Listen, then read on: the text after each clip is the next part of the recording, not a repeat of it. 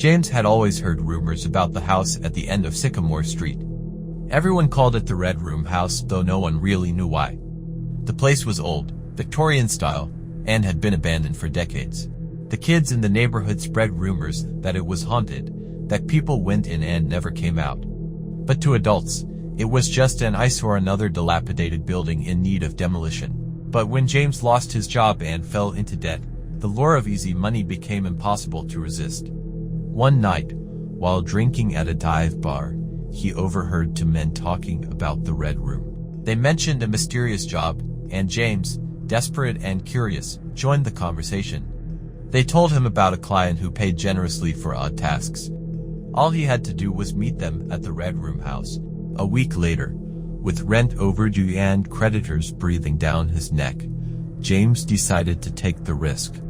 The house looked more ominous in person than it ever had from a distance. Its windows were boarded up, the paint peeling off the walls like skin from a decaying corpse. James approached the front door, his heart racing. As he knocked, the door creaked open on its own, revealing a long, dark hallway. A single red light flickered at the end, casting eerie shadows on the walls. "Hello?" James called out, his voice shaking slightly. No response. He stepped inside, the wooden floor creaking beneath his feet. The door slammed shut behind him, sending a jolt of fear through his body. He turned, but there was no one there. The hallway stretched on, seeming to grow longer with every step. The walls were covered in faded wallpaper, torn in places, and the air smelled musty, like rot and old blood.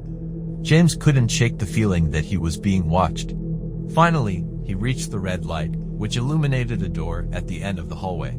The door was old and heavy, with strange symbols carved into the wood. James hesitated for a moment, but then, with a deep breath, he turned the handle and pushed it open. The room inside was small and windowless, with walls painted a deep, unsettling shade of crimson. In the center was a chair, a plain, wooden chair, and next to it, a table covered with a white cloth. On the cloth sat a metal tray, glistening under the dim light. James stepped closer, his heart pounding. The tray was filled with surgical tools, scalpels, forceps, and other implements he didn't recognize. Each one looked sharp, gleaming, as though they'd been freshly cleaned. His stomach churned as the door behind him creaked open. He turned around and saw a man standing in the doorway. He was tall, with a lean build, and wore a black leather apron over his clothes. His face was partially hidden by a mask that covered his mouth and nose, but his eyes were cold, almost lifeless. "Sit," the man said, his voice low and gravelly. James hesitated, but the man's gaze didn't waver. Reluctantly, James sat in the chair, his body tense with fear. The man moved closer, pulling a pair of gloves from his apron and snapping them on. What is this?" James stammered. The man didn't answer. Instead, he lifted the cloth on the table, revealing more tools underneath: bone saws, needles, and vials filled with dark, viscous liquid. James's blood ran cold. "You've been hired," the man finally said, his voice devoid of emotion. "To witness." "To witness what?" James's throat was dry. The man stepped back and pressed a button on the wall. The floor in front of James began to move, a section of it sliding open to reveal a trapdoor. From the darkness below, James could hear the sound of movement, something wet, something dragging itself along the floor. A figure emerged from the trapdoor, crawling out on its hands and knees. It was a man, or at least, it had been at one time. His skin was pale and mottled with bruises, his face swollen and disfigured. He was naked, his body covered in cuts and welts, some of them still bleeding. His eyes were wide, bloodshot, filled with a mixture of terror and madness. James tried to stand, but the man in the apron placed a hand on his shoulder, holding him in place with surprising strength.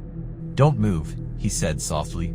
The disfigured man crawled closer, dragging himself across the floor, leaving a trail of blood behind him. His breathing was ragged, and as he reached the chair, he collapsed at James's feet, whimpering. "Please, help me," he gasped, his voice barely audible. James's heart was racing, his body paralyzed with fear. He wanted to run, to escape this nightmare, but the man in the apron was watching him closely, his cold eyes never leaving him.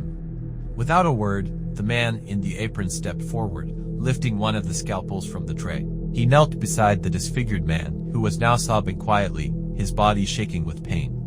"You've been chosen," the man said to the disfigured man, "for the final cut."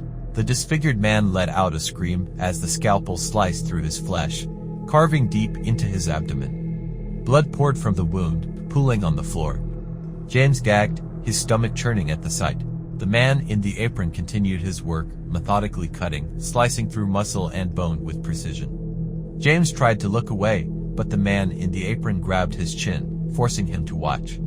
"You wanted the money," the man whispered, his voice cold and detached. "Now you must pay the price." The disfigured man's screams grew weaker as the blood flowed from his body. James could hear the sickening sound of flesh being torn apart, the snap of bones being broken.